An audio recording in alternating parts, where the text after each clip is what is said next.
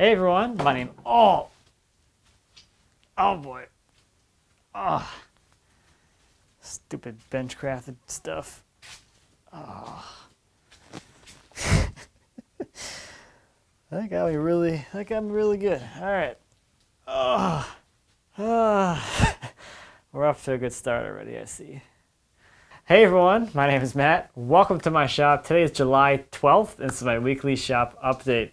So, biggest thing that happened last week is I was down in Houston for a few days. I was presenting at the Woodworkers Club of Houston. They had a thing on Saturday, and I spent almost the entire day putting on 6 different presentations, which was a lot of fun. We got started around 9, and I think we finished up around 4 or so. So it was a pretty good day. A lot of people showed up. Big thank you to everyone who came out to see the sessions and everyone who came to the meetup the prior day on Friday. That was a lot of fun as well. I had a great time while I was there. So big thank you to the Woodworkers Club of Houston for having me and bringing me in for that event. Just overall a really great time. And I am now an honorary member of their club, which is just awesome. But if you happen to be in the Houston area, definitely check out the club. So many great people there. It's a really active club and you can really get involved with a lot of different things. So I'll leave a link to their website down below. Check it out. The dues are, they're stupid cheap. I'll say that much. It's like not much at all. Plus you get discounts at places too. So it kind of pays for itself. So that's what I did for the most part of the week. I spent a good amount of time last week preparing for that and then traveling down there. So I didn't have a whole lot of time in the shop. But I was out here so far this week working on the cabriole legs for the highboy. I got through pretty much all the rough shaping on the legs. So they're all looking pretty much like that. They need some final touch-up, and then I can get into the actual finish prep, kind of all the smoothing steps. So out here I still have a lot of little small stuff that I want to get cut up, especially all the small logs that my friend Jim brought me, probably a couple months ago already. Just to kind of clear up space and get the stuff out of here. So I've been kind of coming out here in like 15-minute increments, putting a log on the mill, getting it oriented, then maybe making a few cuts throughout the day as I go, just to kind of break up my day a little bit. And I have a few things here that I've been cutting that I thought I'd share this week. So the first thing here is this cherry crotch.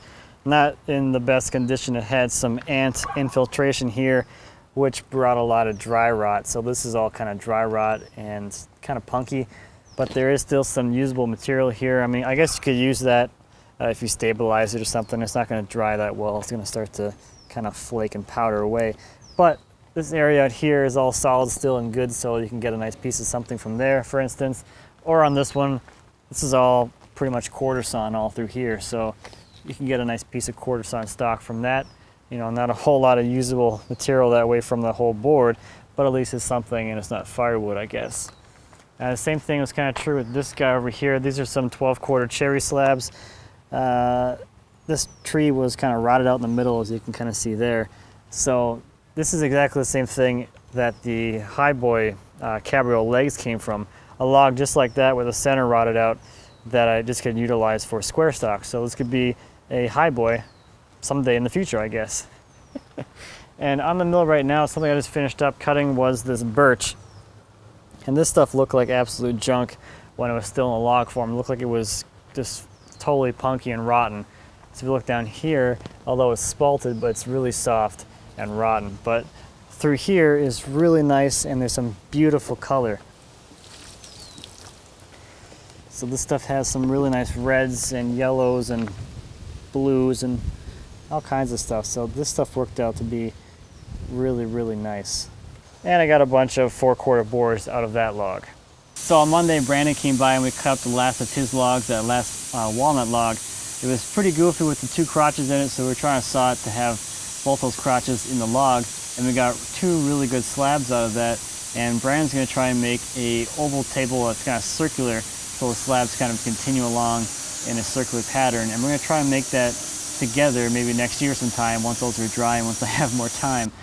But it's got a void in the middle, so it'll be like a glass inlay in the center, kind of a teardrop kind of shape, and then an oval kind of overall look towards the outside, which I think is going to look really cool. Now, Brandon also brought me a walnut crotch to saw for myself. so I could have something. He was saving this for a while and never got around to cutting it. And this thing is pretty beautiful too. So these guys here are almost 3 feet wide and well over 3 feet long. So really cool piece of wood. There's some really cool crotch figure coming through here, but just the overall color in these slabs is incredible. So while I'm out here, I might as well throw another log on the mill. Then I'll head inside and show you guys some viewer projects.